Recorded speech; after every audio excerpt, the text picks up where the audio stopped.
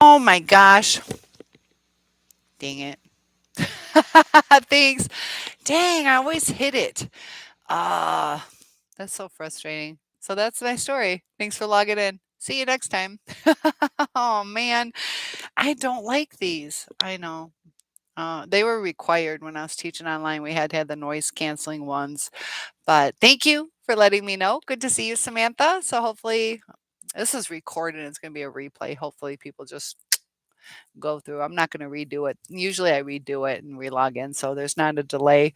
Somehow I can probably edit it. I just don't know how. But I was talking about the perception of the narcissist and also that the way they perceive our relationship is completely different than how we see it.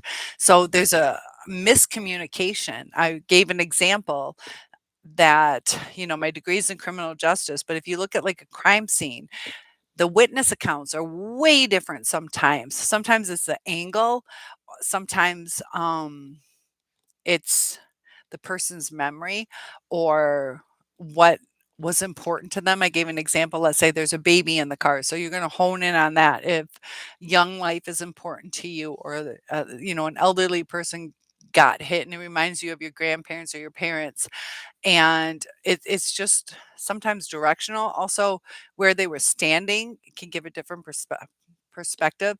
We're two different people in this relationship with a narcissist. And when they have lapses in their memory, is it on purpose? Sometimes, uh, you know, it is on purpose. They just don't want any of the shame to surface, but also they perceive things differently. And so it doesn't commit to their memory sometimes when we say we're upset or do you remember this? And they're like, that never happened. It's because it wasn't important to them. When, let's say your child got um, sick or whatever, it's important to them. You're going to remember every little thing, like he was coughing and his nose was running, and then he said this, and it's going to like hit your heart. But for a narcissist, depending on the extreme level of them, they're not going to connect with all the details. And it can be quite frustrating when we're trying to prove our point sometimes that they're like, what are you talking about? So, Sam, how was your day? We got somebody else in the chat room. Feel free to ask anything or tell me how your day was. I actually cooked today and I did not clog my garbage disposal. I made some spaghetti, had my friend come over. I'll tell you what, during this healing process, it's really good to get out or to reconnect with your friends because I feel pretty good, and spending some time with someone. I also take pride that I was able to make a really nice meal, share it with somebody, and it just changes the different hormones that go on in our body. So, Sam, was it a good or bad day today? Hopefully, it was a good day, but I know you're thinking about possibly leaving your person. Yeah, during that, it's sad, during the discard devaluation stage, it becomes kind of hopeless. And you said your day was good, spent most of it getting groceries, and things are getting expensive now. I told you I just went shopping. Was it yesterday? It was crazy. I guess Saturday they had a bunch of sales that I missed. So that's what we should be doing is looking out for the sales. It is nice. I go to Myers. Sam, you have a Myers, right? And sometimes you can get some good deals. Stock up on the sale items. That's the way to do it. Hamburger was like buy one, get the second one half off. So I made spaghetti tonight and I have like three more huge meals, which lasts a while because I grew up in a family of six. So even though I cook for myself, I cook for a family of six. And that's the thing, like our childhood really does affect us. If I just had, raised by a single mother, I'd probably make smaller meals. I can do it, but it's like, no, I know what my recipe is. And so good. I'm glad you got to get out there. We had a little bit of snow. You say not possibly. I know I'm leaving. Okay, so Samantha has made the decision. She's been going through some abuse for a while, and he won't change. So you have to save the kids and myself. Yeah, yes, you have a Myers. So Yeah, there gets to be a point, sometimes you think about staying for the kids. I know when Samantha first joined, she was like, I, uh, didn't quite know what to do. Samantha, what was a breaking point for you, if you don't mind sharing? And you don't have to. You guys never have to share anything that's uncomfortable. But usually we get to a point, and I find it interesting the amount of women that are the ones initiating divorce. Um, and I don't know if uh, because women, in a sense, are weaker a lot of times, that we feel more threatened than a guy would. Also, a higher incidence of men being narcissists. And it's that crazy making. If you're with a sociopath or a psychopath, that's definitely not a good deal. Um, but mental illness, is something real. And if it can't be um, addressed, there's Basil. Greetings, everyone. Aw, you are so sweet. Thank you so much. Looking wonderful as usual. You're one of my best friends now. Thank you, Basil. How was your day? Samantha says him turning my daughter against me and actively trying to poison the kids against me. Yeah, because it will affect your relationship lifelong sometimes. And um, you know, uh it's up to the kids to really see what's up. That's why they tell you during court not to disparage the other person, you know, but yeah, uh, we got to keep our kids safe. I see it at the schools. The ones that act out, have struggles. I saw this. I had a professional development after school today, and they were talking about it was a black lady, but she was told she went to like a graduation party or something ceremony, and there was a bus that drove up and everybody else went by car, and they didn't have the money to own a car, so they took the bus to get to her graduation. And they're like, you don't belong here, it's a private ceremony. And she's like, no, I am supposed to be here. And they would not believe her. And it seemed it was because sorry, she said it was possibly of her skin tone, but she really felt it was that economic status. And so she said, I really don't remember that graduation ceremony. I don't remember the party afterwards, because she was so kind of traumatized by that interaction with the person at the gate, that that whole other stuff turned into a fog to her. So you can see the trauma and you see the problem with memory. So the narcissist, some little thing will trigger and it'll turn into that fog. So Samantha says, what's the legal repercussion for disparaging the other parent? It could be jail, fine, whatever. Um, contempt of court, that kind of stuff. So, they don't usually really do it. It would be more of a fine, most likely. Um, yeah, it depends on, I don't know Ohio law. And like I said, I went to law school back in 97, so my stuff's outdated that I know. But just don't do it, you know. If your child says something, you can say, well, how do you feel about that? And do you feel that's the right way to talk? What would be a kinder word? You can do those kind of things, but don't say, yeah, your dad's an ass, he fucking said what? And encourage the kid, you're a nice person or whatever it is. But yeah, be careful on the disparaging the other parent. It'll be in the court orders probably. So but as far as repercussions, it depends. They don't like the he said she said stuff either, and they might see it as petty.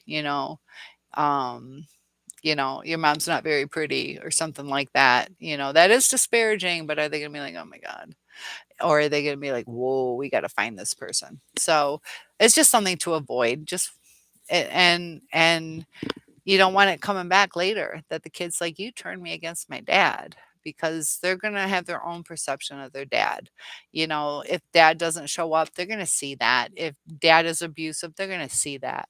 So, you know, let them know what is appropriate touching, what are appropriate words, and you can just kind of ask them, do you really feel that's the right way to talk to someone?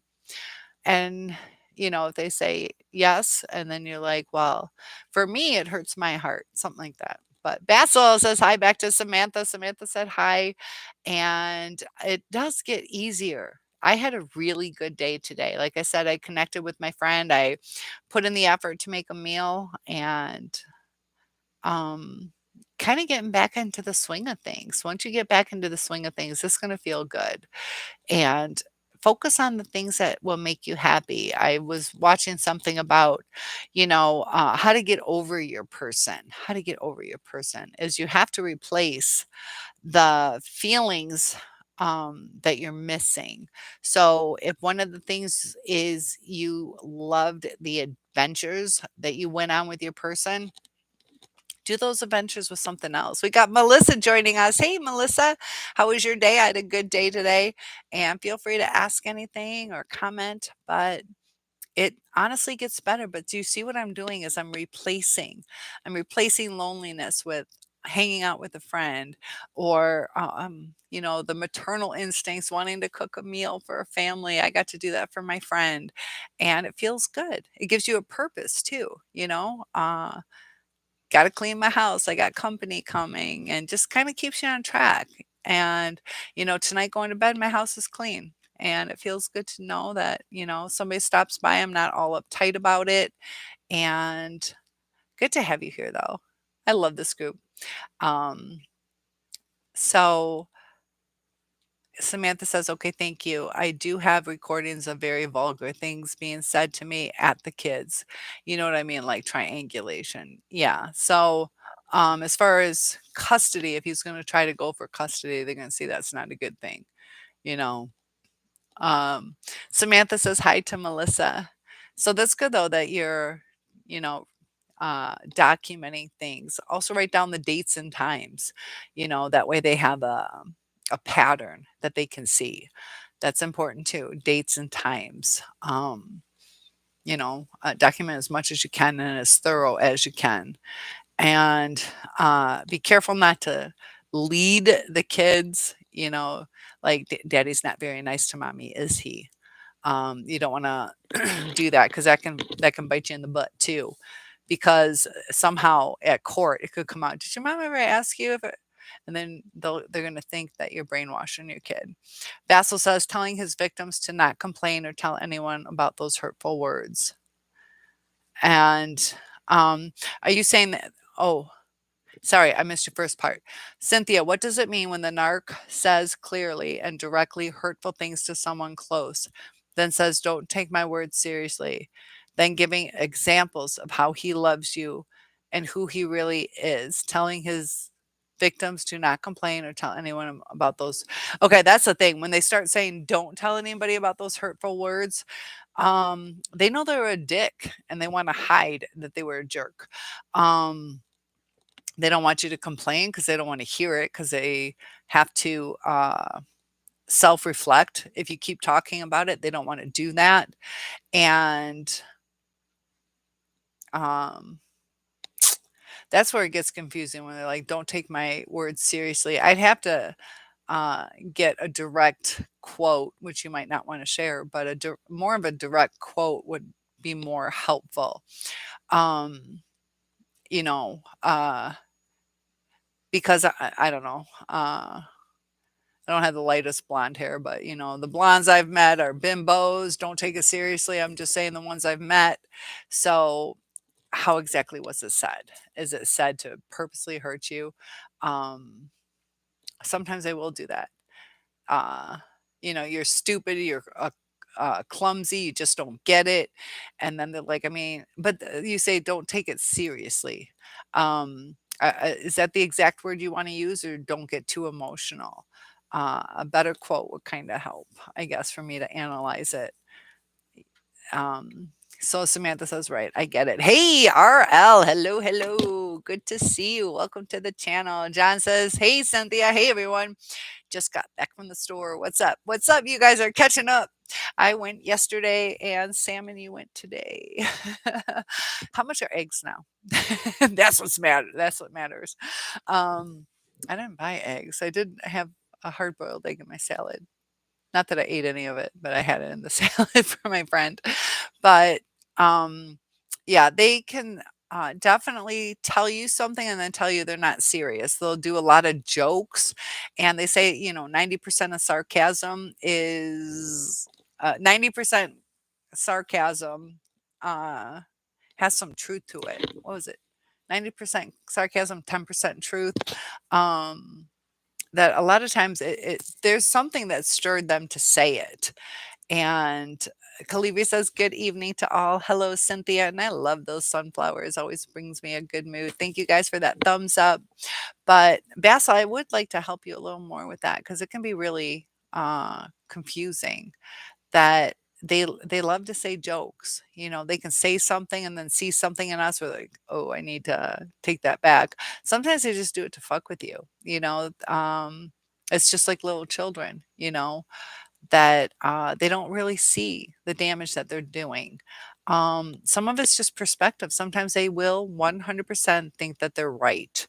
And, we're raised different. So um, we see things differently. And, you know, uh, people do change over time. Narcissists in a relationship usually don't get better. They usually don't get kinder because it causes so many cut downs to us, so much confusion that we can't be normal and we miss being normal. Um, you know, uh it's a miserable feeling to feel like we're losing ourselves, that we don't have a word, that we're invisible. And, you know, you think about when you're happy and doing things that you just enjoy and you just feel so alive. When you can't express your feelings, when you feel like you're not heard, you're not seen, you don't matter, where you make plans and they cancel it, it starts cutting you down to where, you feel dead inside. And we're struggling to stay alive. We want to feel alive, at least normal, and we don't even feel normal anymore. It changes our brain chemistry, the way we can even think through things. Lucas, I do read chat. I do read chat. I haven't seen yours yet, though. So Melissa says, I heard too much spoiling on the kids can too. Definitely. That's exactly true, Melissa. Too much spoiling. And they just feel entitled. They're used to it. They are accustomed to that kind of life. It's just like the actors. When the actors hit it big and they're kind of spoiled, they get to call the shots. It changes them. They start expecting things without really and they ask for more and more and more sometimes. And once that's taken away, they crash. Um, so Basil says the immediately left the room, but when he said that, his facial expressions changed suddenly and looked at me with wide open eyes and a cold stare, then immediately left the room after it.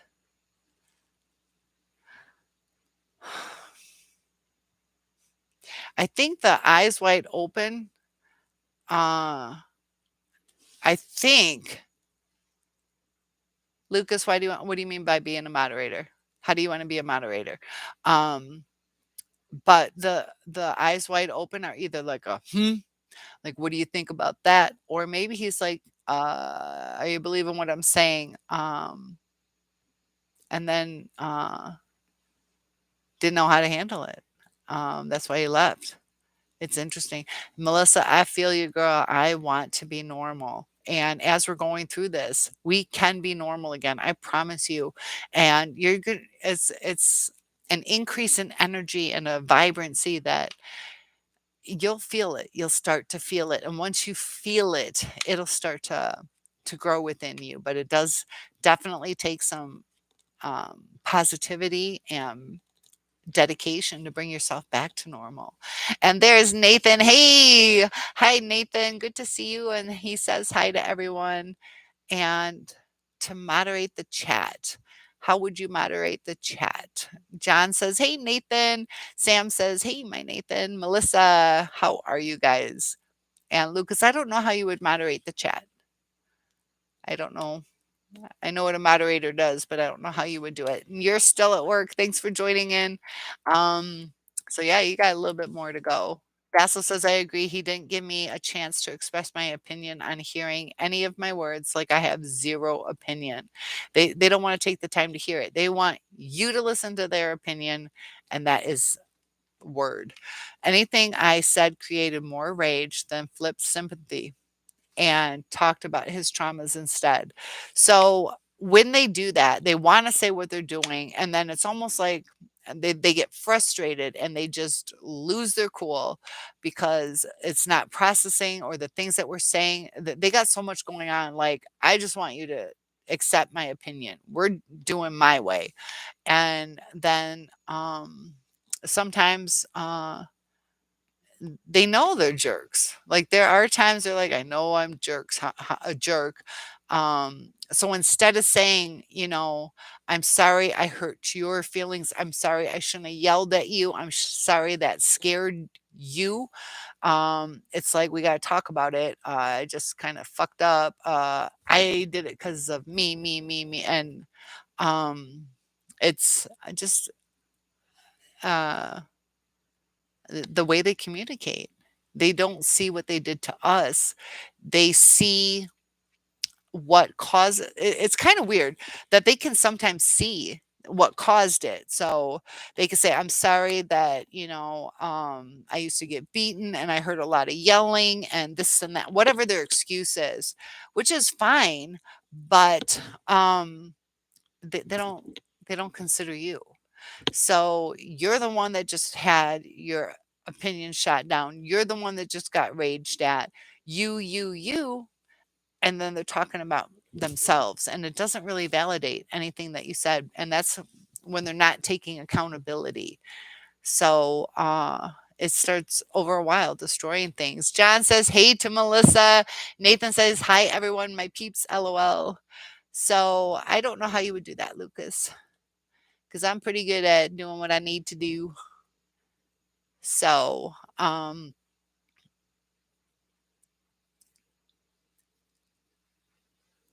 go ahead and just write it once if, all right, Lucas, big love and hugs to you. I'm going to have to remove you. So he was gone. What is up with this? Is the thing. He just I just removed him. Message deleted. Let's see. He's not trying to protect me. I'm just going to go ahead and report him. We'll do harassment. How is that? That's on a. Okay. I just. Yeah. Okay. See ya. Peace out. I don't know. I just reported him. Oh, I don't know. Cute, Lucas. Cute. Let's see. I'm going to report and remove if I can. Hold on, guys. See, that's the thing. The world is full of narcissists.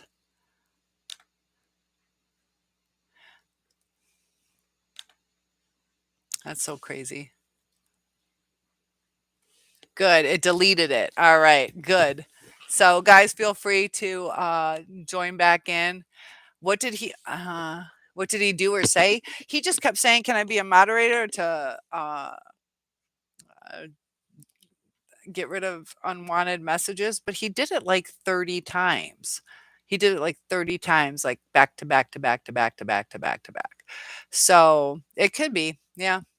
Samantha says probably JG, sad to say. So that's just crazy. See, this is what's so sad about this world is, this is kind of a healing channel. Today I didn't exactly pick a discussion topic, so feel free to discuss anything. Today was anything narcissism, because I usually do a couple where it's specific. So we all are dealing with narcissistic abuse or, some mental illness issues or things that I thought, I'll do a generalized one today. So feel free, RL. It is about narcissism, or it can even be about borderline histrionic, anything. So Nathan says could be, definitely could be. So feel free to join in. Basil says exactly. No accountability behavior reflects lack of sympathy in them and was a reminder of who they truly are as empty beings that fake loving emotions so they can pull victims towards them to attack, and they kind of feed off of it. So RL says, I can't stand judgmental people. And, there's constructive criticism. But what I get a kick out of that I don't like is when people are judgmental and they really don't either know what they're talking about or even have a right to talk about it.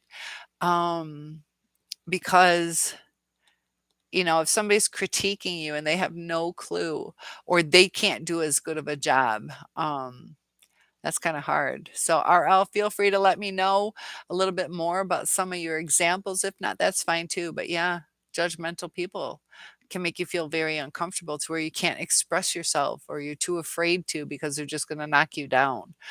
Basil says, I mean, lack of empathy to be exact. Sympathy is only for empathetic people. And um, sympathy is when you can see kind of what happened. Empathetic people are the ones that feel it, so they relate to it more. Um, Empathy is a little bit deeper than sympathy. Now, I don't know where you're from, Basso, but we also talked yesterday about cold empathy and warm empathy over in the UK. So I don't know where you're from. So your definitions could be a little bit different. It could be a little different. Um, yeah, John says, I can't stand narcs, period. Kaliri says, hey, John, good to have you here all the way from Seattle. Melissa says, I tried keeping rules and working my head off to please God, and it didn't work. I have been crucified with Christ. My ego is no longer central. It is no longer important that I appear righteous. Um, Before you or have your good opinion, I am no longer driven to impress God. Christ lives in me. Galatians. Um,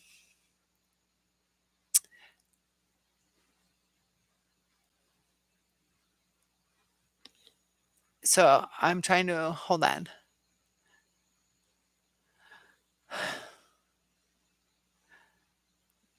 I'm trying to understand that I have been crucified with Christ, my ego. Now, not having your ego central is good. Um, that yeah, we don't have to be, proving ourselves as righteous. That's kind of overdoing it, where it's to where almost like you're putting on a facade that you are this super righteous person. Just be yourself, and I am Christ lives in me. I understand that. So driven to this is my take on it on that. I am no longer driven to impress God. It's to the point where if Christ is in you, that it falls more into place is how my take is on that. If you want to expand that, Melissa, please feel free to. John says, hey to Calibri. Calibri says, just fried my dinner. Blackened salmon. First time I'm going to try it. Of course, Costco. Everybody went shopping today. I went yesterday. See, the people you hang out with, you start turning into them. I did that yesterday, and you guys want to be like me. So that sounds delicious. Do you just fry it up, or do you? I don't know. Do you batter salmon? I don't know. I don't eat salmon. I think you just fry it, right? They can get big. How big can a salmon get? 40, 50 pounds? How big do they get? I saw my friend went salmon fishing, and it was insane. Those poles are only, I don't even know, so big. Was she trying? I can't remember if that pole was for salmon. I think not. I think she was trying to go for something else, and a big old salmon got on there and almost took her down. It comes frozen, a product from Norway. Basil says narcs can sadly continue push your limits to a point of no return, depending on how close your relationship with them is. Because yes, the closer you are to a narcissist, the more they'll push their luck, and they feel that we're just going to take it, and they feel that we're not going to leave them, so they can treat us however they want. And that's why it's really hard with being in a relationship with a narcissist, that's almost like the green light for them to, in their eyes, to start abusing you, to return to who they are. And we try to express, you can't yell around me, you can't do that, you can't push me, you can't whatever. And they play by a different set of rules, and it's it's a defense mechanism. And I was thinking about too, whenever we try to talk to a narcissist, they're on the defense. If you're on the defense and somebody comes at you, you want to hit them back, or come back at them. So it's almost like they're ready to fight. And we're like, whoa, I was just trying to talk. Um, so it turns how they're going to react. They're going to be in like a fear mode. um and that fear is to either have to take accountability. They probably um John says, I've experienced some of this just last year. And are you talking with your person? The Kalibi says, best way, I just ignore them. Avoid, ignore, and keep a poker face. So Kalibi, what's the update on the soap opera? The apartment soap opera. Basil says, when kids of narcs are young, they think of revenge. When they get older or running away, but fear not being believed and try to collect evidence whenever possible. That's a really good point, though, is um, they do run away from things, but they fear not being believed, and that evidence collection. They got in trouble so much, and um, punished so much, or punished for things sometimes they might not have even done. That, yeah, that evidence collection is their arsenal. So they, sometimes they can fear losing us, and they'll just go about it the wrong way. Um, Nathan says, Cynthia, salmon is the healthiest food that you can eat. I have salads every day, so I'm good on salmon. I'm not a fish eater. I'm not a fish eater. John says, that's what I'm, even though I did say that'd be nice, because I know it's healthy. Get those omega-3s, and also the fancy lobster that you're supposed to eat. I can't do it. I won't conform to society. Or sushi. I have no desire. John says, that's what I'm doing with now, ignoring the monkeys. Good. Yeah. And flying monkeys are kind of like the dirty deed doers for the narcissist. And those are the ones that are going to believe the smear campaigns, or even just the ones that are not going to believe the narcissist ever did you wrong. They're going to try to convince you to go back to the narcissist. Kalibi says, oh, I heard the female narc in the hallway spouting her high-pitched voice, really irritating. And sometimes they don't care to be respectful of other people, that they can be really loud, and they're just caught up in the moment. And Lily is here. Lily, thank you so much for sending me that video. Did you get my or was it Dog Defender? Oh gosh. Yeah, it was Dog Defender. Dog Defender sent me a video, and very interesting. My dinner was really good. My dinner was really good. Lily, you and Dog Defender, I know who you guys are. I always mix you guys up, even though I know who you guys are and your stories. But dinner with my friend was great. It was really uplifting, and I need some girl time, so it was really nice. So Basil says, sometimes they think of voice recording verbally abusive, belittling they receive on a regular basis. Yep, you're right. And They definitely will, belittle, and are you saying that if we record them, they think it's abusive? Uh,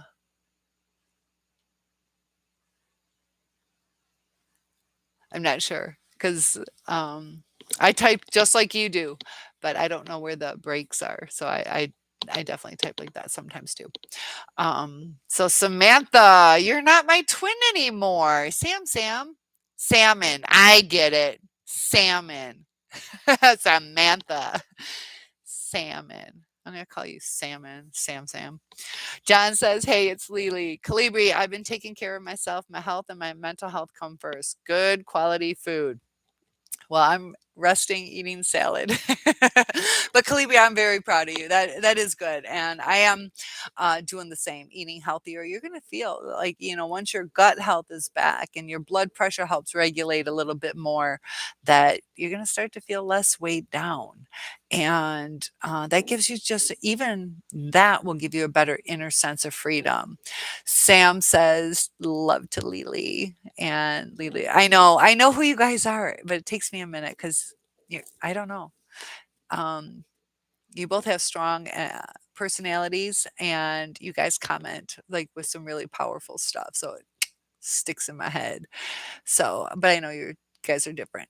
Um, so Sam sends love, and so does Lily. Sam says, How has your day been, Nathan?" And Nathan says, "My day was great, Sam. How was yours?" We get the dirty scoop here, the healthy gossip, where we get to learn about our friends. Calibri says, "My cooking projects keep me sane," and they can, that's why I was talking about getting caught in the moment. So whatever it is you're doing, really enjoy your cooking, really enjoy cleaning your house, how good it looks when you're done, or take pride in the way you fold your clothes or mow your lawn, or the walk that you take. Enjoy the walk instead of ruminating and getting depressed. Enjoy every moment. Basil says, "I meant the kids can think of trying to record." Oh, okay. I get what you're saying. Yeah. The kids can think of trying to record their abuser to use it as evidence, but are afraid to get caught with those recordings by the narc. And usually what happens over time though is it changes them, that they feel powerless. It can change them sometimes too to be a people pleaser, to where I can't speak. They'll be really quiet and shy and timid, and um some will, depending on how long they live with that narc, if they go into those teenage years, hormones will make you speak up. And there's a lot of, you know, differences in how long they were in that abuse, how severe the abuse was, what they were as a child, um, with their personality, were they an introvert, extrovert, were they allowed to express themselves? Basil says, oh, yeah, you're right though. It's hard recharging your batteries after the weekend. And are you talking about sleeping, like, trying to get yourself of rest? And I did that. I stayed in bed till 11 o'clock yesterday. I woke up at like 8:30, and I just laid there. I'm like, there's, I don't have to get up. I'm enjoying it, and I started taking advantage of the weekends a little bit. I used to work 7 days a week, nonstop, pretty much, and um, it's good to take a break for ourselves. It really makes a difference in your appearance. You're going to start to even feel a little bit more vibrant. You're going to start looking not tired and drawn. Sam says, "My day was good, Nathan. Spent most of it out getting groceries and walking around." So you got some endorphins going. That's good. John says, "I was watching some incredibly funny shorts of the original Star Trek show. They redid some episodes in ways I can't describe. I busted out laughing last night. Poor Kirk and Spock." I told you I saw Spock's house, and I can't remember if it was Boston or somewhere out there. It's a big black house. I think it's a 3-story, like jet black house. So that was years ago. That was in 1999. So, yeah. Yeah, it was 1999. It was like, 'cause I remember Prince's song, "We're gonna party like it's 1999," and then we had the Y2K the year later. If you guys need some oats, there's still some oats, and my dad stocked up on everything. It was crazy all the food he stocked up for Y2K, but and that's one nice thing though, is my dad, was definitely a provider, and all 4 of his kids moved out, but he wanted to make sure in times of need that we were taken care of. So luckily Y2K didn't happen, you know, but, you know, there's a lot of conspiracy theories. There's also, how much we can trust our government.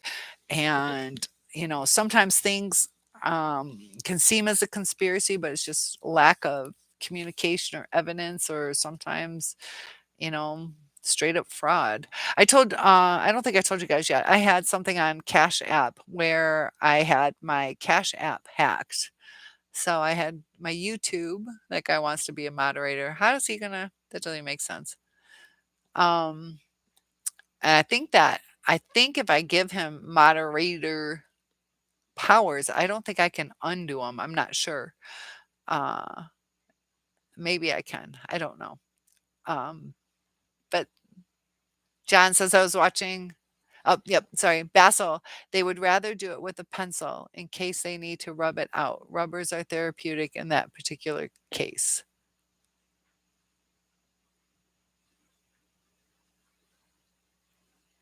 Hmm. Not sure what you're.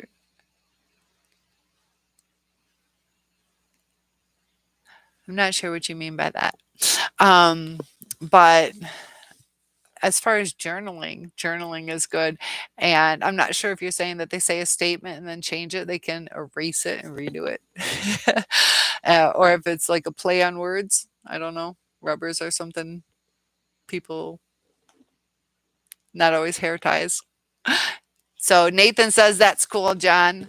And I don't know. I didn't watch that much Star Trek. I know a lot of you people like Star Trek, but with the topic of today, feel free to ask anything or comment on anything. Basil says the comment before explains it more. I thought I tried looking up. And I don't know how they record it. Um, with writing it down, that's what I'm saying. Are you talking about journaling it and then um sorry, Basil, I'm trying to understand. I see you just retracted that. But journaling, it can let us set ourselves free. It's a follow-up. Yeah, I understand it's a follow-up. Um, I do understand it's a follow-up. That when you mean recording, I didn't know if you meant auditory recording or writing it down. And that's where sometimes confusions can come in, even with healthy people or people with mental illnesses. There's certain words that do have double meanings. So, um, recording it. Make sure you record it. And sometimes that means write it down. Sometimes that means, take film recording, or sometimes I'm older, video recording, and then sometimes auditory. So, I wasn't quite sure what you meant. And if it's a written document, then I understand the pencil thing, that you can erase it. And um, uh, mm, the narcissist can often erase their memories that they just don't want to deal with. I told you guys how I'm a burn victim. I erased that. My mind did it for me. I cannot bring back those memories no matter how hard I try. And uh, the mind's a very interesting thing. Trauma affects the brain. My burn did not burn my brain, and I was conscious through it, but it affected my memory. And just that short term, just during the fire and then probably a few minutes after. But how does that happen? You think about it. Your brain just shuts down sometimes and protects yourself.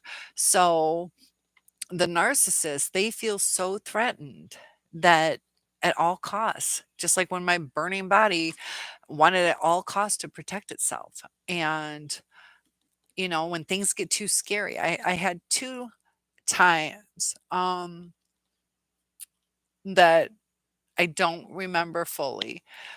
The second time was I was on a whitewater rafting trip, and we went up, kinda like swooped up on a kinda not big wave, but like a splash wave, and it knocked me out of the boat. So I remember going up, and then I don't remember my body, what it did. The next thing I remember the raft and then me coming up under. I remember coming conscious under here and then coming up, but I don't remember that portion. I got too scared, and then pass out. Um so things that frighten us can block our memory. And just like with the narcissist, they can just go into reaction mode. When I was on fire, I was in reaction mode. I was running. I was probably screaming. I was breathing. My heart was beating. We're still alive during that time. But, you know, um it was interesting at the professional development. I started talking about how that lady, her little trauma, it was just not being allowed into her own ceremony. She was probably a little bit stressed, agitated, also confused. Like, are you talking about my skin color? Are you talking about me being poor? We don't always know the answer, so she doesn't know how to process it. And it overtook her mind in a sense that she wasn't able to enjoy the things. She wasn't able to process it. Um, and it's like the narcissist when they have these discussions with us, um, they go in that like fight or flight mode. And it's not discuss mode. It's not safe mode. And Kalibi says, have you ever noticed about narcs' eyes? They always look bewildered. I could sense their evil thinkings. And they'll be like, "Yeah, like, what are you talking about?" Um, they do have a bewilderment. And this is the thing though, is a lot of times they don't understand. They don't understand. If you're like, "Look, if you can't come to dinner on time, can you just let me know?" And they're like, why is this such a big deal?" I come home after work, and then you're like, "I just wanna make sure because I keep reheating the meal and it keeps getting ruined." Then you get mad at me when it gets ruined, that you're like, "I'm not trying to attack you. I'm just, can you just let me know so it saves." And we present it like it saves me from reheating it 3 times, plus it's a bonus for you. You get a hot meal, and it's not gonna be dried out, and they still look at you like, "You what?"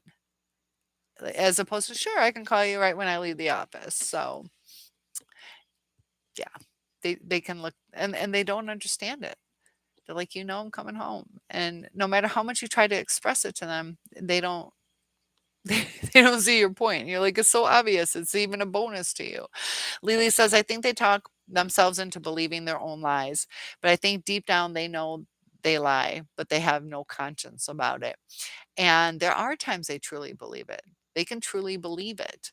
Um, that empathy plays a huge part, and it's astounding how much empathy makes a difference in how a relationship is going to work, because there's two people involved.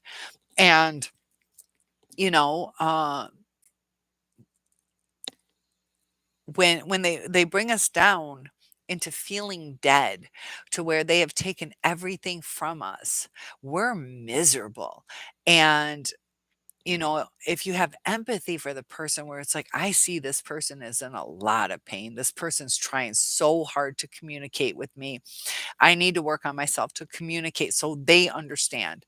And I think we try to get them to understand. We really honestly do. And we're like, I'm not trying to hound you, can we talk about it maybe tomorrow or whatever it is? But we have needs too. And um that's where it goes bad. You can have unconditional love, but a lot of times people take it for granted. And that's when it starts hurting. you know uh can you lose your soul from a narcissist? I mean, this is a thing. I don't mean that you're gonna go to hell because of it, and that, you're, a dead meat suit.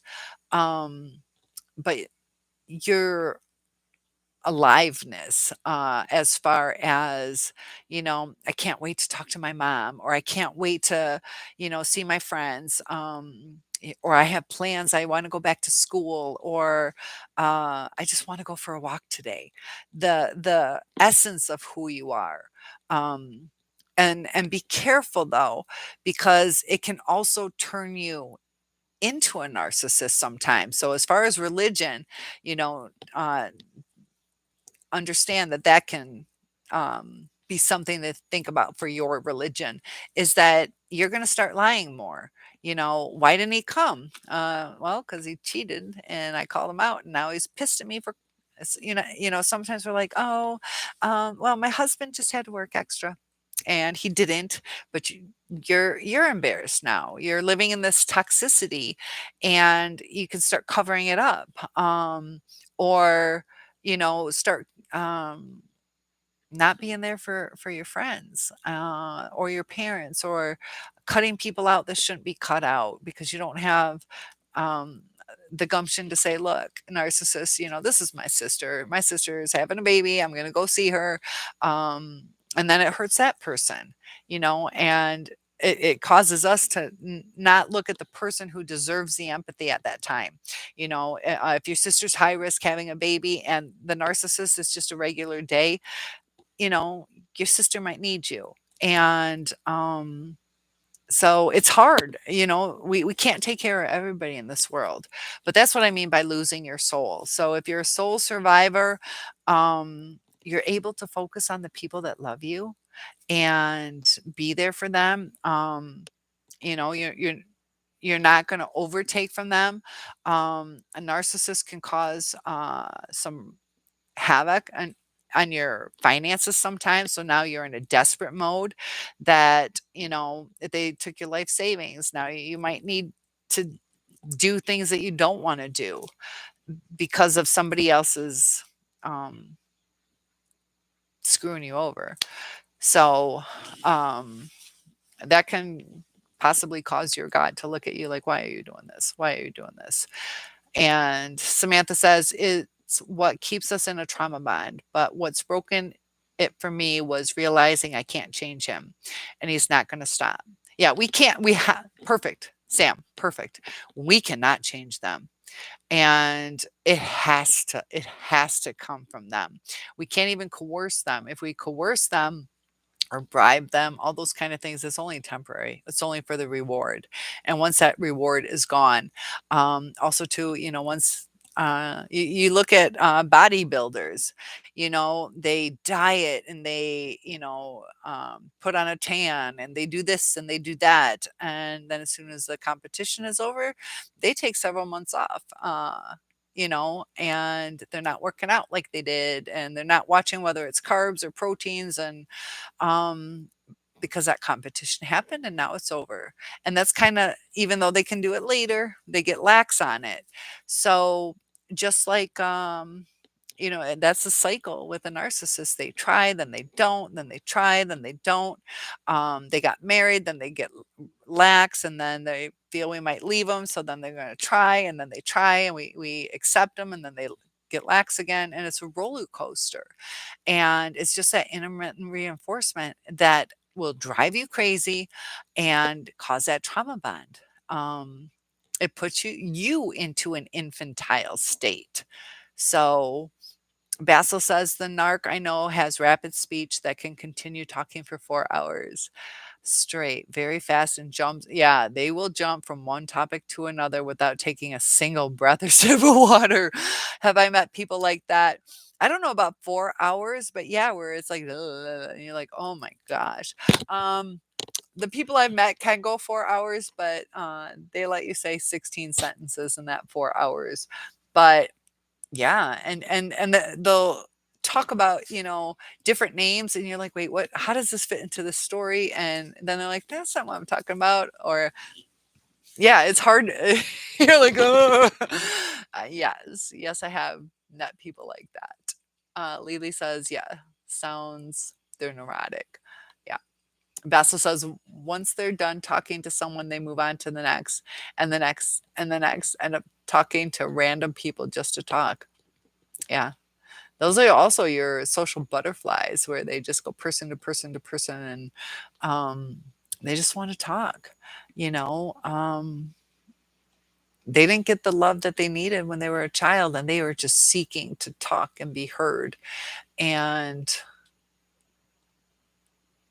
yeah, random people too. It doesn't matter who. And that's where you can see too, you know, did our narcissist love us? Um, we served a purpose at that time, just like that person going person to person.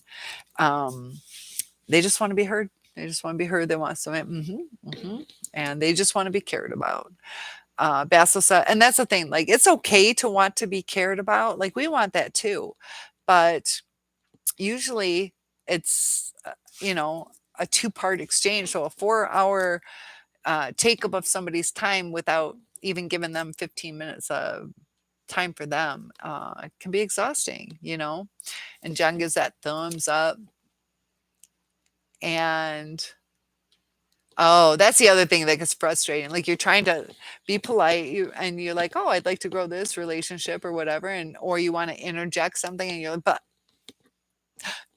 can't interrupt," and you don't know when to say it, and then you're like, "Okay." Then we get frustrated because it's like I can't even say anything. Like, you know. Um, Good point, though. John says my narcissist would talk and talk, and when I tried to say something, she would interrupt me every time, and they won't see it. Because if you accidentally do it one time because you think they took a breath, they'll be like, "Ugh, you're interrupting me," and you're like, "I just like you interrupted me 25 times." Basil says, John, I get that they say stuff like, "Don't cut me out. I'm almost done. Let me finish. Just wait 5 more minutes. This is very important. You need to listen to this, blah, blah, blah." Yep. They don't want to hear it. And it does. It can give you a headache. So, um, yeah. And, you know, if you call them out, if the person really cares about you, they'll be like, "Oh, I'm sorry. It was really important to me. You know, is it okay if I just finish real quick?" Or at least or they'll be like, "I just get hyper about it. Or they can even say, you know, some people do have problems with their memory. Like, I got to get this out or I'll forget it. You know, sometimes we have to understand them too. But narcissists, yeah, they interrupt a lot, and if you do, they don't like that. Lily says, or when you talk, their eyes glaze over and they're preoccupied and not listening, and you can stop in mid-sentence and they wouldn't know it. That's so true too. And or you can ask a question, you know. um I don't know, you could talk about, I don't know, Christmas or something, and you're like, um you know, I loved having those latkes from Hanukkah. And they're like, "Oh, yeah. So you're Jewish?" You're like, "Oh my gosh." um, so it's like, you did not hear anything I said. And you ask one question way off topic, and they'll be like, "Oh, yeah.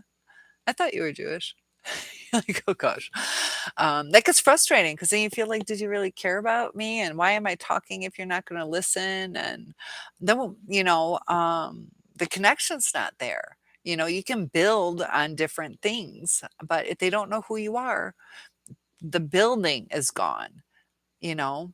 So in that scenario, you know, if they were a Christian too, that could build that. Or if it's not, you guys could learn about each other's religions, whatever. Not that you have to agree with them, but learning about the person. And you miss out on a lot of learning opportunities with a narcissist, so the relationship doesn't get as deep as it could. And Lily says, I have an old friend from high school like that. I answer the phone and she is in mid sentence. Oh.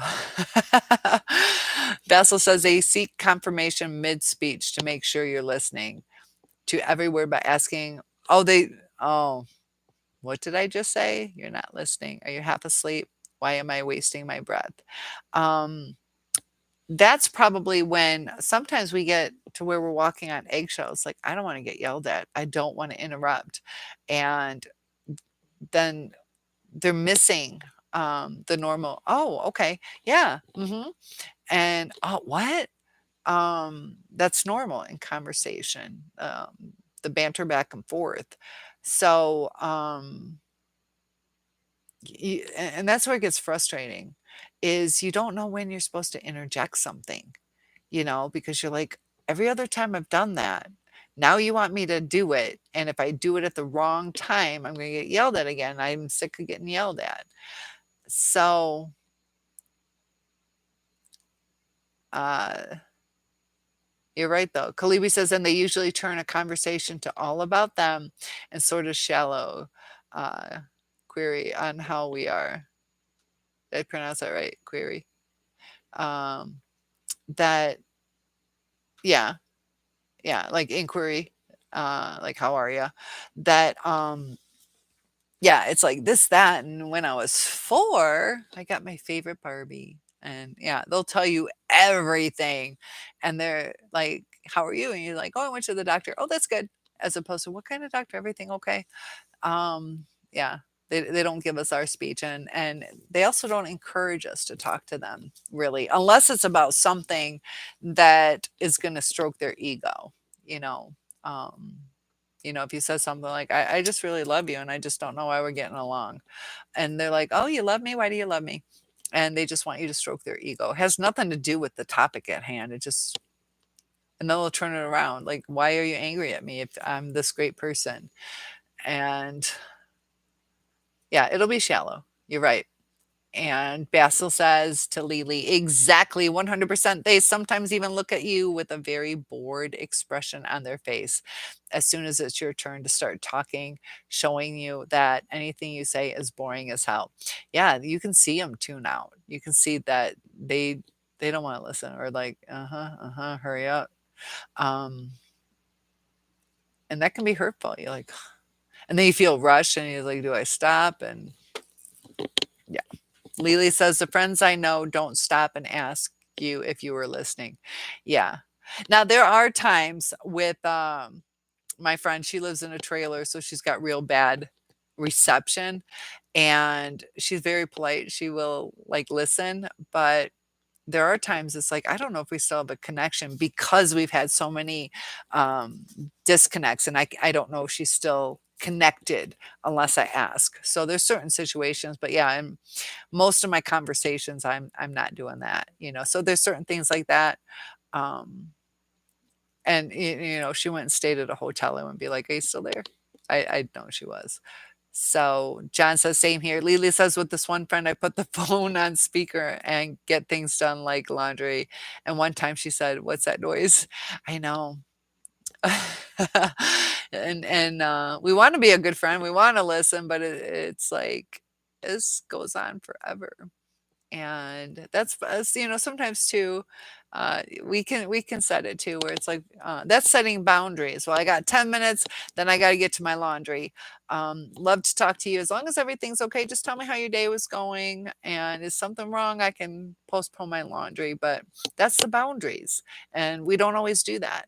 We put the phone down when we try to multitask. So we're not listening as intently either at that time. But I get what you're saying. Basil says, yes, I was literally taught how to show affirmation, even instructions on me how to reply when they talk, LOL. And usually they want your words to be short and simple, full of compliments.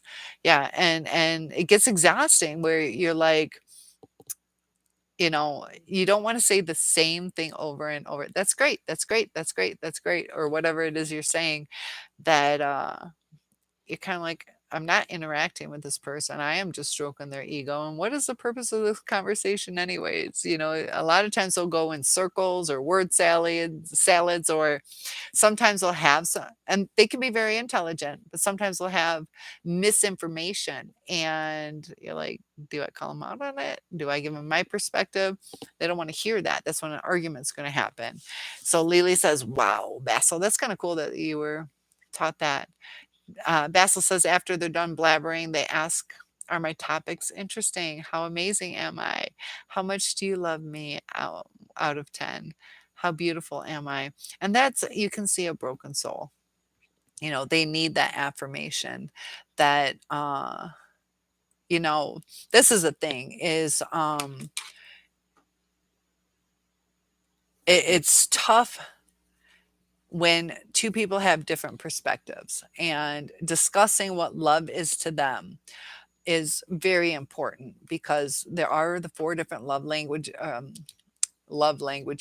and some people do more, but um, you know, how do certain people feel love, getting gifts or affection, and um, they're missing something, and they're asking you to give it to them. And that's where our self-esteem needs to come in, to where we're like, I'm lovable, and if I'm not feeling fulfilled, um, you know, uh, we can handle it. Like, they can go down our path with us or not. That if it's meant to be, the two will go off down that path together. Um, and you have to see how much of what you need is missing, and you know and then the beautiful stuff too is low self-esteem, because they should feel confident in themselves. And it's hard in this world because, with Instagram and all that stuff, and social media models, and even with the photoshopping, that people don't know what makes them feel good, because they're told what is acceptable and all those things. So it gets hard, but it is attention seeking and needing validation. And that's why I was saying to Melissa, if you're still here, how, you know, um, do we lose our soul? We start losing our self esteem. And, we're like, am I pretty enough? Are they going to leave me? Or why did they leave me? Or am I smart enough? We have to be confident within ourselves and love ourselves. So thank you. Somebody gave me a thumbs up. A couple of you did. Thank you. And Lily says, "Oh, why can't everybody be normal like us?" And I agree. They talk at you, not with you. And it gets frustrating. Yeah. And you'll see that during times of pain, that sometimes we do that too. And that's another reason why I say sometimes they can turn us into a narcissist, where we've just had it and we're like, no, you're not listening. I've said it so many times. I usually don't do that. But, um, you know, there's times you've had it, you know, I'm not perfect. I'm not perfect. And we get to our frustration, or we have our triggers. Oh, you guys are awesome. Thank you. Thank you. So yes, good. Um, Melissa's still here. And, you know, it it's very devastating to us, because it's changing our brain, the abuse that we've been through. And, you know, John says you have to be very assertive sometimes. And that's what I was saying when I was trying everything. I'd send I was a dummy. I did that trauma bond and kind of lost my cool and sent like 36 messages, just because it's so frustrating. It's like, what the fuck? you know, we weren't in a fight, and it's like just mind blowing. Like, what is going on? And it gets you almost into a desperation mode, to where you're so upset that your mind almost takes over, and you're like, that I said when I told him effective communication. That's all I said. Effective communication, please. I got a response. But when I'm like, please this, and I'm sorry for that, and da, da, da, da, I and they say over explaining signifies fear of abandonment. And I did. I feared, you know, and I guess I needed reassurance that we were cool. But then I pushed him away by uh, trying to hold on too tight, and that's the thing. Like, I wasn't necessarily trying to hold on too tight. I was honestly trying to understand, because I even told him, you can tell me to fuck off. I just want to know you're alive. And I just couldn't understand it. So it's not necessarily that I'm latching onto him, but it's like, you're somebody I care about, somebody who's promising me a future. And I just want to know you're alive. And of course you want the relationship, but, you know, it was very interesting when you're very, and they, That's why do 2 narcs get along? They can for a while. The assertiveness and, the kinda, you know, push-pull type stuff that they got that going on pretty good, trying to exert that dominance, um, that they met their match type thing. And we want to meet our match. They want a boxing match. Basil says, "Lily, you pretty much summarized everything in 7 words. Amazing." That's what I struggle with sometimes. I just say, "I've gotta go to the bathroom." That's my break environment. I love it. Yep. "Oh, gotta go to the bathroom." "Didn't you just go?" "Yep, going again." Probably if I'm still talking to you, go again in 15 minutes. I love that, Basil. Lily says, "Yes, we can't be their dumping grounds, especially the mean ones." Yeah.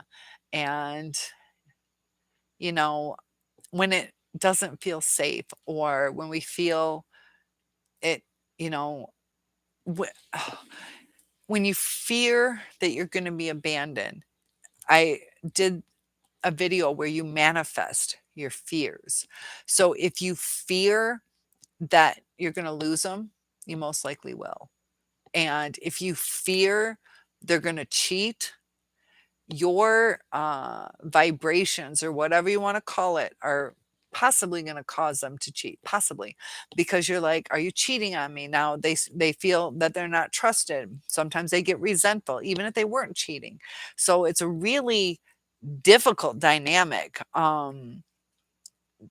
you know, and um, if you fear you're going to fail out of school, a lot of times you'll either drop out or not even try because you're too afraid to have that come to fruition.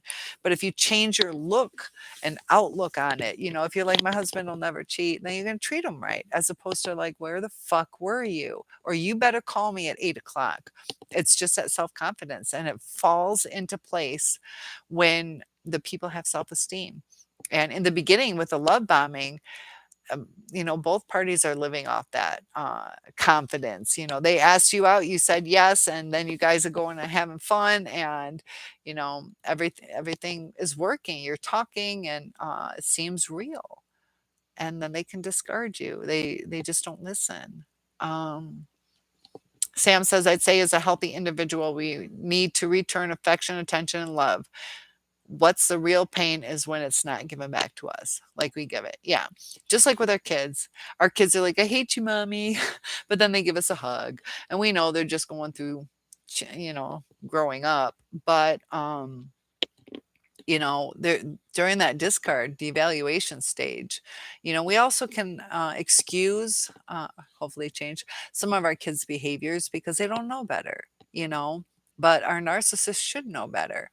And if they don't, and we can kind of try to let them know, they don't like that because that's not what they were taught. That's not what they believe, And Lily says, when toxic, no way. Had a coworker like that, all about her older lady started being mean comments. Like one time I told her, ex paid for daughter's birthday party.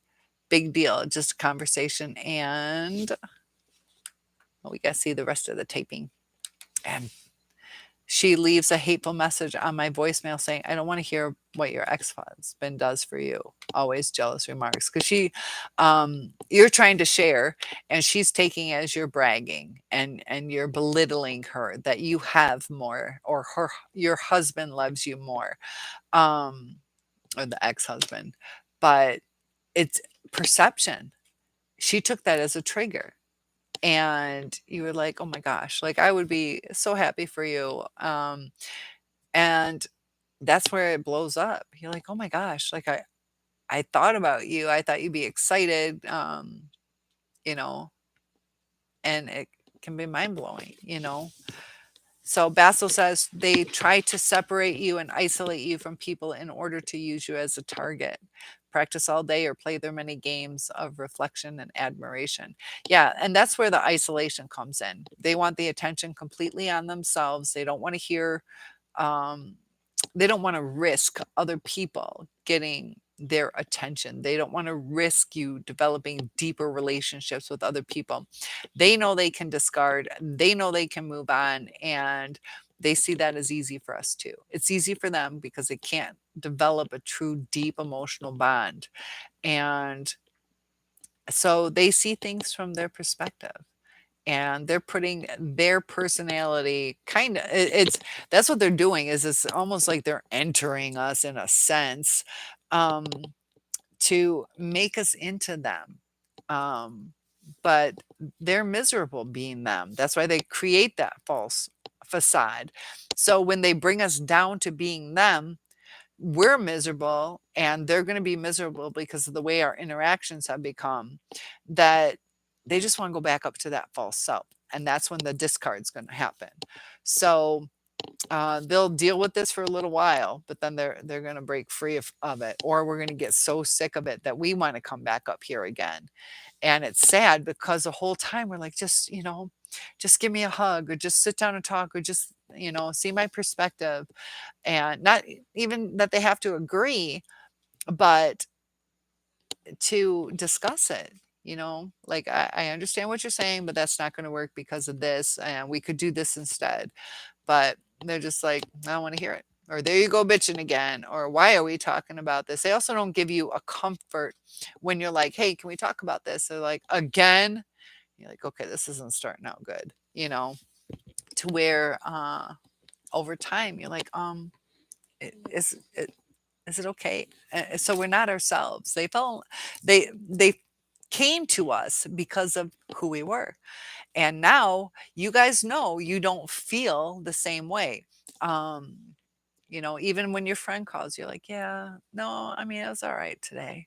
As opposed to, oh my gosh, how was your day? And we just change, and that's where, I mean, we lose our souls because we're not us anymore. And we can get back to that. So, yep.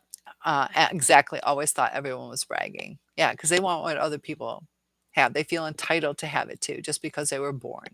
Leela says, I don't work at that place anymore. And she's a conversation piece with other friend who still has to put up with her. Yeah, and she's probably doing the same thing, not changing. Kalibi says, I can't imagine the new people these narcs are fooling. These people just don't know that they are being controlled. Yeah, so the new supply, and you'll see it too with like new hires at work, and just everything. It takes time for it to be seen, or sometimes you'll see it right away. But Basil says life starts after no contact. This is Basil. I don't mean to interrupt. This is, I wish Dog was on here now. How I had said that Sam Vaknin and Richard Grannon, who are big YouTube narcissist people, they both. I'm sorry. But anyways, uh, Professor Sam Vaknin is diagnosed twice with narcissistic personality disorder, and he was hanging out with Richard Grannon. Richard Grannon slept with his wife, um, Sam's wife, and they're no longer friends. So if a narcissist can't even see through it, and he's a professor of it, it's hard for us to see through it too. So don't beat yourself up about, how was I a fool? How could I have gone through that? Top dog narcissist didn't even see it. So give yourself a hug that it, it wasn't your fault. You didn't see it. Um, so let me scroll up and finish Basil. Hold on. So Basil says they try to separate you and isolate you from people. And I read that one. Um, So I'm glad you don't work there anymore. Where did yours go, Basil? Life starts after no contact. Those were the happiest years of your life, not the countless fake promises and gifts. A lot of future faking, um, and gifts they lie to you about in many ways. Yeah. And some of them are just to keep you there. There are things in life that do happen to where you can't come through. I know people from my church, they had promised, they had an older daughter, bought her a car, and they promised the son they get him a car. But that dad was in real estate and it wasn't a good year. So the kid, he couldn't get his car. I think he got later or maybe a cheaper car. But that was a change in life circumstances, but it wasn't like he said, get good grades and you get a car, just so the kid gets good grades. And the narcissist feels proud that his son has good grades. So that's where it gets hard with situations. But narcissists will purposely do things to keep you or to hold you or to hook you. And I just can't imagine the new people. Yep, you're right. They just don't know it. So you're right. After no contact, unless they're going to change, that, that's once you break free, if you let that toxicity die, that's when you're going to flourish. Melissa says narcissists don't have any common sense. Um, depends. Some do, some don't. Some have high impulsivity. Um, Also, they got other things going on. They could be alcoholics or drug addicts or sex addicts. But I would say, um, I would say street sense. Maybe they don't have common sense, but they have street sense. Um, like relationshipable common sense, they don't have. There are some things that I would say they I'd have to understand your exact definition of common sense, but what do you guys think? Do you think narcissists have better street sense? Tell me what your thoughts are on that. Are they better with street sense? I want to do a poll on that. Do narcissists have better street sense? Thank you for that thumbs up. Appreciate it.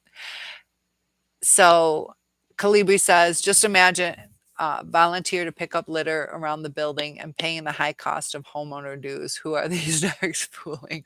I know Calibri, they're like, hey, just, go ahead. I know we charge you ridiculous homeowners dues, but why don't you volunteer and clean up around the whole complex? So yeah, go by the dumpster, start cleaning that out, and Calibri, big hugs to you.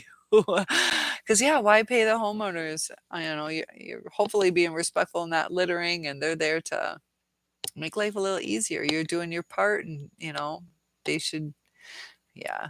Samantha says there is no heart connection like that, period, with the narcissist. They could even pretend that there's a major disconnect that's tangible, always. Um, Let me know what you mean by they can even pretend. Oh, but okay, but I didn't see the but. Yeah, but there's a major disconnect. Yeah. I didn't see the word but. Yes. Basil says exactly, Cynthia. The narc father asks, who do you love more, me or your mom? And they always compare themselves to the mother to make themselves look better and make her look terrible when it's the opposite. Yeah. It's sad, but yeah. Kalibi says once one wakes up from their fog and no context starts, and very importantly, education on how to navigate around them, life gets better. Yeah. So, yeah, we're in a fog. They first part is denial, and then bargaining. Please, if I do this, can it make it better? And yeah, and then we're like, no. And then we get depressed about it. And then we get angry. Or vice versa, angry and then depressed, and then acceptance, accept what you can't change, know what you can and accept what you can't. Lily says, I even liked her until the nasty, hateful patterns. I like to be friends with people that talk because I'm a good listener and I like to talk too. But when it gets toxic and you discover they're nuts, not good. Yeah. Yep. It's like we give them a chance and yep. You say, I don't think better street sense because they're all about them and oblivious to things. Yes, well, yeah, it's kind of a mix, kinda like, "I'm a badass, I can get through this," or, I'll handle it." Um, but if they get blindsided, do they know how to handle it? Um, it's like, "What do you mean?" And then they lose their cool and then they get arrested or some shit. And that's not street sense. Um, because yeah, uh,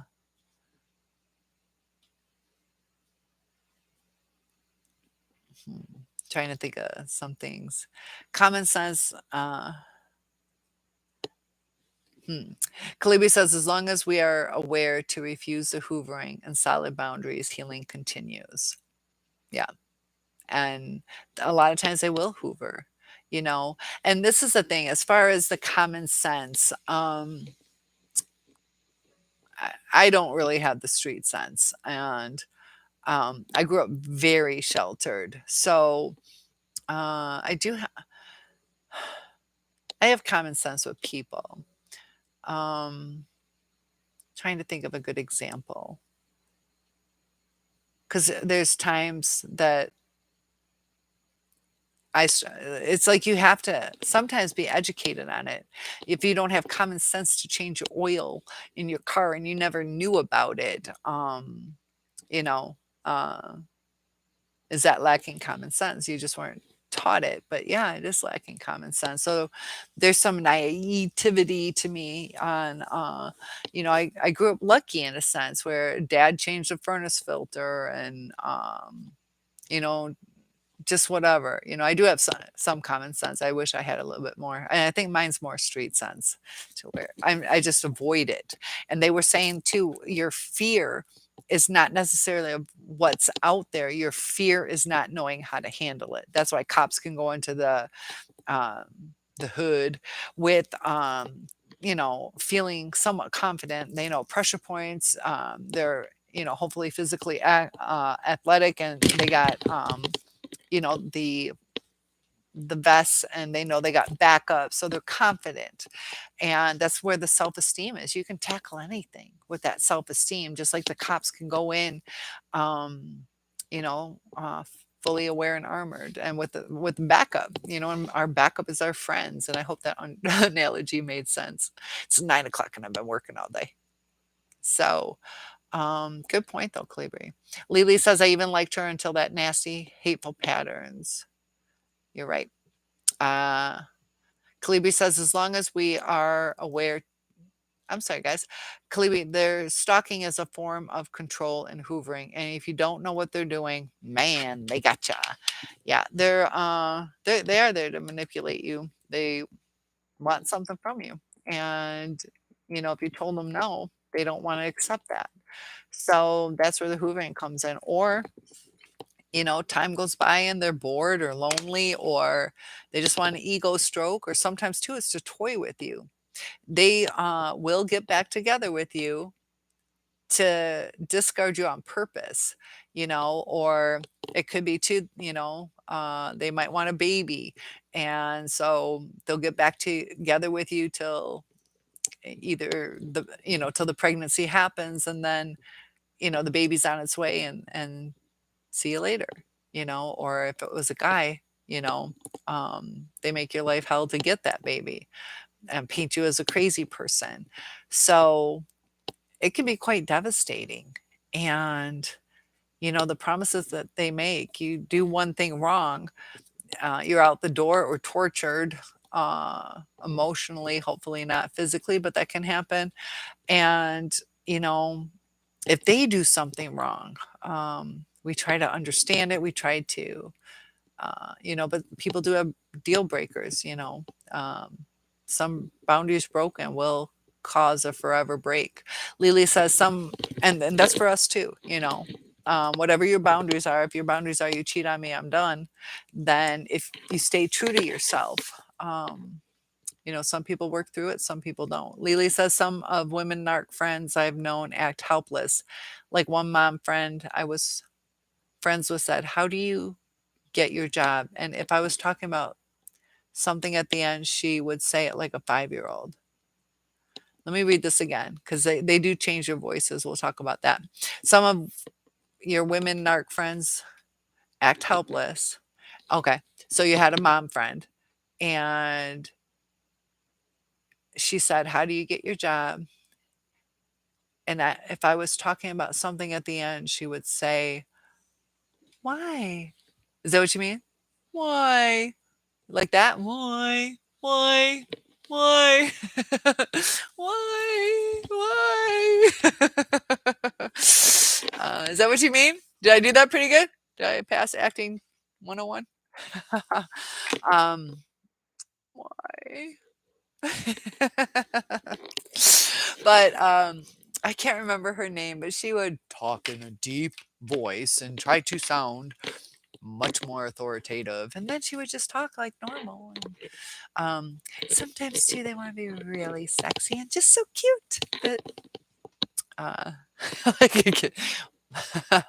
Yep. Or even just the why. Why? You're like, oh my God. because here. Yeah. Um, it yeah, it's interesting. They slip back into that childhood. Um, I wonder too if that's how did you get your job? Like maybe she wanted that job and it sounds stupid, but it could be real. Maybe it reminds them of like, you know, how can I get this whatever? Do your chores. It just brings them back to a childhood thing. But you guys are awesome with those things up. Thumbs up. And I told you once we get 5,000 subscribers, I'm going on the road and you guys can meet up with me.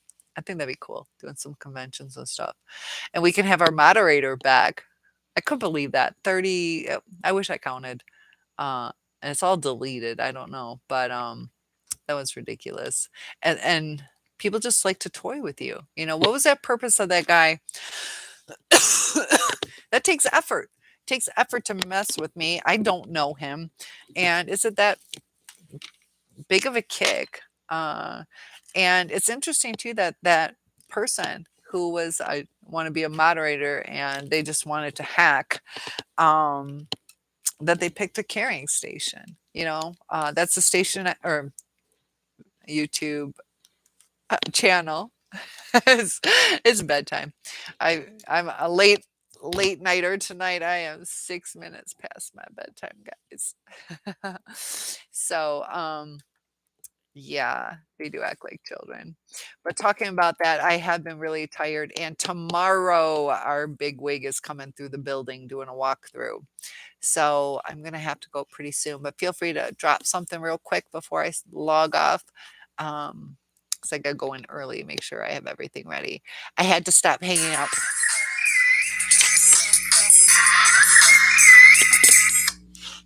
One second, one second. I had to stop out with her because she's. One second. Hello? Okay. Actually, let me call you back in 2 minutes. All right, bye. Okay, sorry about that. So you had to stop hanging out with her because she frustrated me with texts that didn't make sense and being late when we do our stuff with our kids. A lot of times they will be late. They will be late. And there are some people too with different kinds of mental illnesses that can be late at times, ADHD or, um, but yeah, it's common. It is common that you'll just wait, you know, or sometimes too they just want to make that whatchamacallit, late appearance, you know, to get everybody to see them. I changed my ringtone. No, I didn't. That's my ringtone, not my alert my notification. There's different sounds on my phone.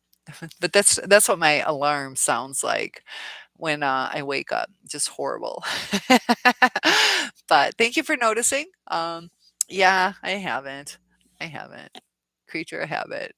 So, at least I'm honest. At least I'm honest. Yeah, those notification things, I don't know, like, it doesn't give you good choices. So even if I change it, somebody logged off. Somebody's like, "I'm out." And that's rude, answering the call, but, you know, I told you that, uh, my mom's still doing her stuff, and it was a common area code, but just a phone number that came through. So I just, I don't get calls from that area code that often till I heard the voice, so I knew it was okay. So, guys, feel free to let me know any topic. Okay, thank you. Yeah, because that's the thing, like, I work all day, my cell phone doesn't work at school, because I don't get and there's a Wi-Fi block to where I can't do Wi-Fi calling. They got those firewalls up. So, uh Kalibi says, "Have a good evening, everyone. Thanks for the chat and support." And a big thank you, Cynthia. You are so welcome. I will be on tomorrow at 6 p.m. Eastern Standard Time, and hopefully I will be able to chat with you guys then. Feel free to let me know any topics, and I will see you soon. It's and you know what? In the art room where I teach, it's the worst in the building. If I was just one room over, I could get reception. Doesn't that suck? But it's bad. It is bad, but yeah, just not in the art room. Basil says I was going to visitation to a therapist once, but I felt that she could have been a narc. Does that make me too paranoid? Nope, nope, nope. And could it have been a reality? We are human after all, and anybody could be a narc. Night night, Lily. Um, Ching Bao. Did I say that? Ching, I know it's Ching Bao? Is it Bion? Is that Chinese? Ching Bao? Ching Bao, I think. I went to China, and I'm thinking that that's Pyongyang. So no, I'll stay on for a little bit because you just joined in unless you were just silently watching. But no, that's the thing is, some narcs just, it's a good job and they just want to make the money. Also, a lot of times too, people that go into psychology either want to understand what's wrong with themselves or are intrigued. Um, so no, that's the thing. Yeah, like Lily said, trust your gut. You know, I've had some doctors. Oh, you hide your name. X. Okay. Um, but no, Basil, that's picking up a red flag. Your gut is telling you for some reason. Now if you felt that way about all therapists, then you might be. Nathan, good to see you and thank you for joining us and sleep well. Good night. Um, yeah, anybody could be a narc. So trust your gut. There are other therapists. So I wouldn't keep going to that one. Basil says, "Good night, everyone, and thank you so much, Cynthia. You've been a great supporter." Well, you guys have been a great support to the channel, and thank you for all the interaction. 6 p.m. Eastern Standard Time tomorrow night. I am still live. Yes, I am. And how's it going? I am still live. And I think you want to say something. I know I was about to log off, but yes, I'm still here. If anybody um, you'll hang around. You'll hang around. Well, if you want, we can private chat. If you would like to do that, email me and I can private chat with you. But I think everybody's good, and I'm gonna log off and start heading to bed. But you know how to contact me.